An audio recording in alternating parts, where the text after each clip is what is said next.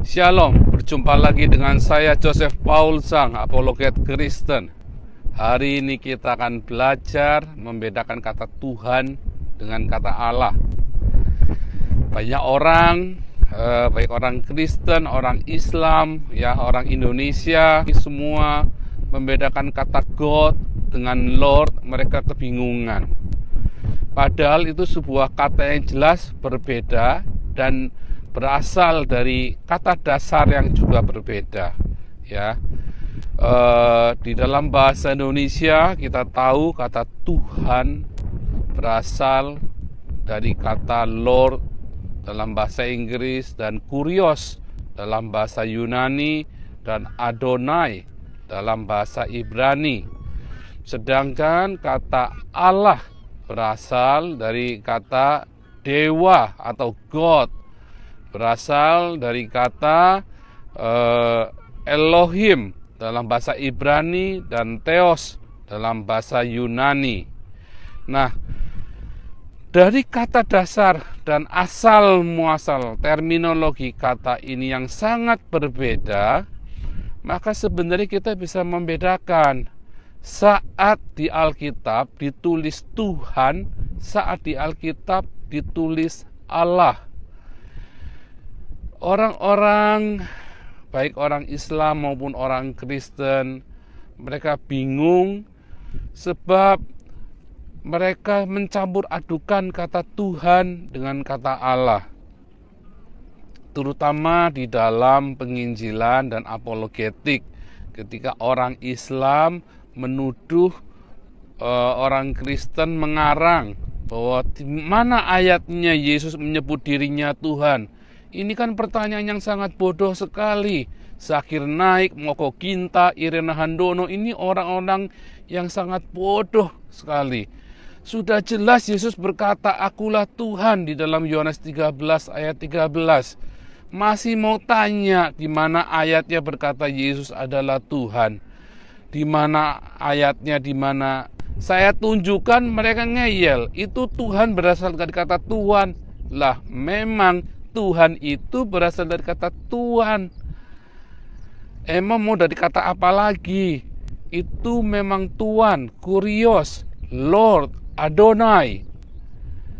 Jadi saudara jangan bingung dengan kata Tuhan. Memang Yesus berkata di dalam Alkitab dengan jelas, "Akulah Tuhan."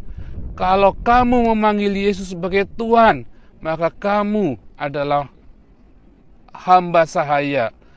Kalau saya memanggil Yesus adalah Tuhan, maka saya adalah hamba Tuhan. Saya adalah abdinya Tuhan. Kalau saya memanggil Yesus adalah Kurios, maka saya adalah doulos, pelayan, budak. Kalau saya memanggil Yesus sebagai Adonai, maka saya adalah abdi. Jadi jangan bingung dengan kata Tuhan ini. Sudah jelas sekali, ya. Ketika di dalam Matius 4 ayat 10 Yesus mengatakan, "Engkau hanya menyembah kepada Tuhan Allahmu."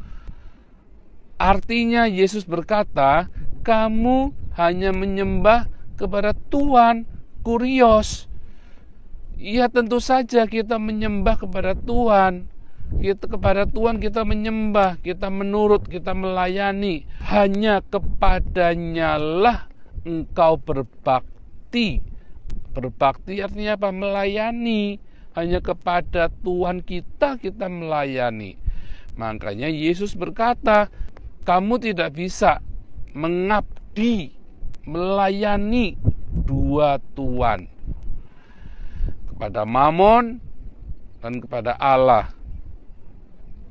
Mengapa? Karena kita hanya bisa mengabdi kepada Tuhan kita saja. Nggak ada dua Tuhan. Kalau ada dua Tuhan, yang satu gajinya lebih besar, satu gajinya lebih kecil, Anda kan dengan yang gajinya lebih besar, yang lebih menguntungkan Anda. Dan tentu saja yang lebih menguntungkan Anda dan kepadanya Anda menurut, dialah Tuhan Anda yang sejati. Makanya Anda tidak bisa mengabdi kepada dua Tuhan. Pengakuan di dalam kekristenan sangat jelas sekali bahwa Yesus adalah Tuhan. Barang siapa mengaku bahwa Yesus adalah Tuhan, Lord, Kurios, Adonai, maka engkau akan diselamatkan. Jadi jangan dicampur adukan. Yang kedua adalah kata Allah. Allah adalah serapan dari bahasa Arab yang di dalam bahasa Indonesia yang asli sebenarnya adalah dewa, dan di dalam bahasa Inggris God, dalam bahasa Yunani Theos, dalam bahasa Ibrani ada dua, El atau Elohim, dalam bahasa Aram Elah. Jadi bahasa Arab berasal dari campuran bahasa Aram dengan bahasa Yaman. Sehingga dari bahasa Aram dengan bahasa Yaman ini jadilah kata bahasa Arab, yaitu sekitar tahun 500 setelah Yesus. Jadi kurang lebih 100 tahun sebelum Muhammad lahir. Nah, jadi di daerah Arab sana mereka sudah mengatakan kata Allah atau Elah atau Elohim, dan dalam bahasa Ibrani sama ya. Nah, Yesus ini di Arab, orang-orang Kristen di Arab sebelum Muhammad lahir sudah menyebut Yesus sebagai Allah, sebagai Allah, sebagai Allah, tergantung bagaimana aksen daerah Anda. Kalau orang Yaman akan sangat bagus sekali bilangnya, tapi kalau saudara orang Jawa akan bilangnya Allah. Jadi Allahu Akbar. Orang-orang Sunda mana bisa bilang Allah seperti orang-orang Arab melafalkan.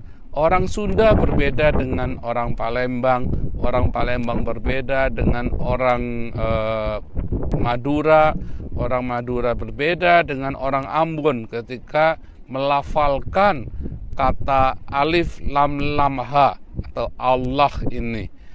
Ya. Nah, jadi saudaraku, terutama orang-orang yang sedang membingungkan Anda dengan istilah bahwa Allah adalah nama dari Tuhan Islam, itu salah. Karena Allah bukan sebuah nama, melainkan sebuah title.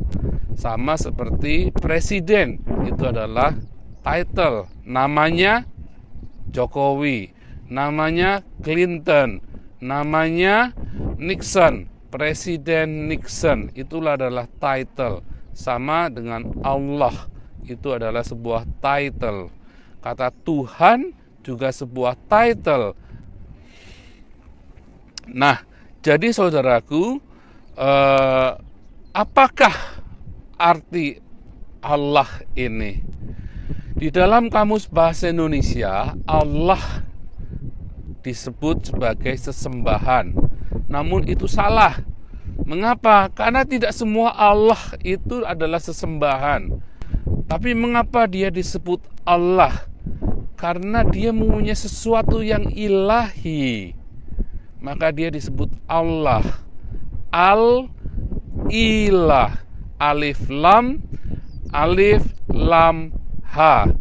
Ya, jadi sang Allah itu merupakan kalimah isim.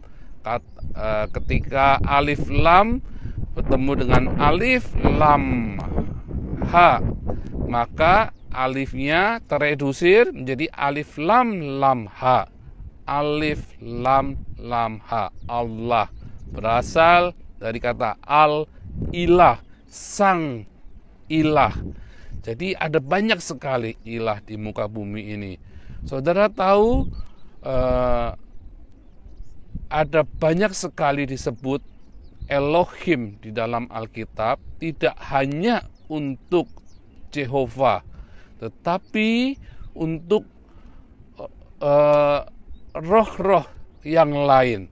Misalnya arwahnya Samuel.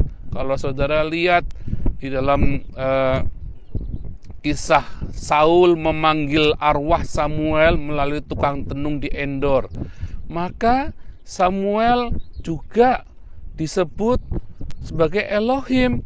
Aku melihat sesuatu yang Elohim, kata perempuan tukang tenung ini.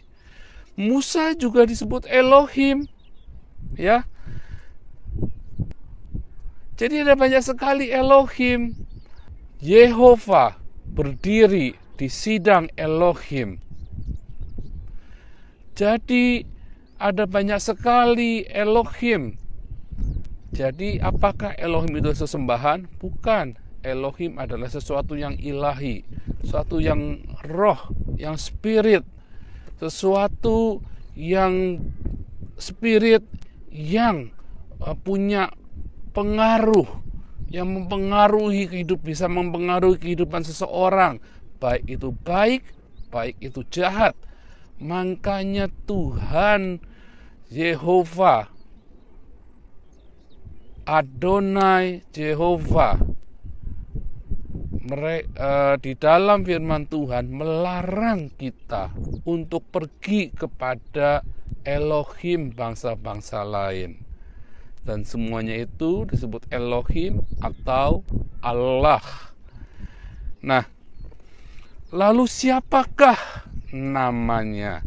Nama Elohim dari orang Israel adalah Tetragrammaton Yod He Vav He. Menurut aturan Masora, membacanya adalah Yehova, bukan Yahweh. Yahweh adalah sebuah turunan aksen dari bahasa Yunani justru. Tapi yang benar adalah Yehuwa. Kemudian kalau saudara lihat, lalu apakah nama Allah Islam? Nggak ada. Allah Islam bingung dengan namanya, nggak punya. Ya, ada yang bilang 99 nama Allah, ada yang bilang namanya berapa. Tetapi Allah Islam kenapa bingung? Dia pokoknya mencari sesuatu yang belum ketemu. Ya. Jadi dengan sudah membedakan kata Tuhan dengan kata Allah ini, saudara kan bisa tahu kapan Alkitab menuliskan kata Tuhan, ya, kapan Alkitab menuliskan kata Allah. Nah, saudara juga akan menemukan lagi kata Tuhan, huruf besar semua. LAI sudah jelas menuliskan bahwa kata Tuhan, huruf besar semua, mewakili kata Yehova. Tetragrammaton Yod He Vav He. Mengapa demikian? Karena orang Yahudi sendiri tidak pernah menyebutkan Yehuwa dengan mulut mereka. Jadi mereka begitu ketemu Tetragrammaton Yod He Vav He, mereka akan langsung berkata Adonai. Jadi orang Ibrani, orang-orang Israel, orang-orang Yahudi sudah tahu Adonai Elohim, artinya Yehuwa Elohim. Namun pada kenyataannya di dalam Alkitab, baik di zaman perjanjian lama maupun perjanjian baru, Allah Elohim, Yehova Elohim tidak pernah ngemis-ngemis minta disembah seperti Allah Islam. Allah Islam bolak-balik berkata, sembahlah aku sebab aku yang hak. Sebab itu seperti Firaun, sama seperti Allah-Allah dunia, sama seperti penguasa-penguasa yang haus dengan kekuasaan. Tetapi Yehova Elohim dan Yesus Kristus tidak pernah minta untuk disembah. Perintahnya adalah kasihilah, sayangilah Tuhan Allahmu.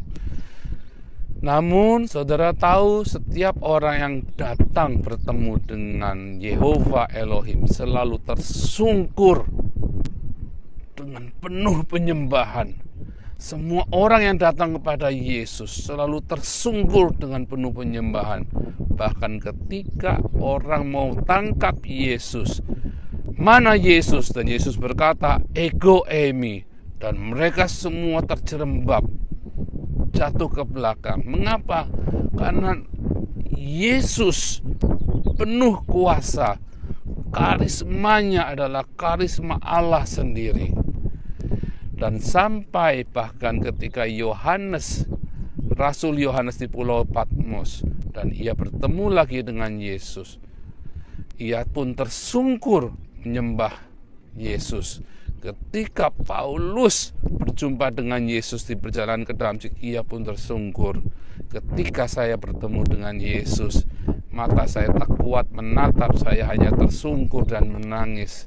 Karena ada kasih yang begitu hebat melanda hidup saya, yang membuat saya bisa mengampuni semua musuh-musuh saya.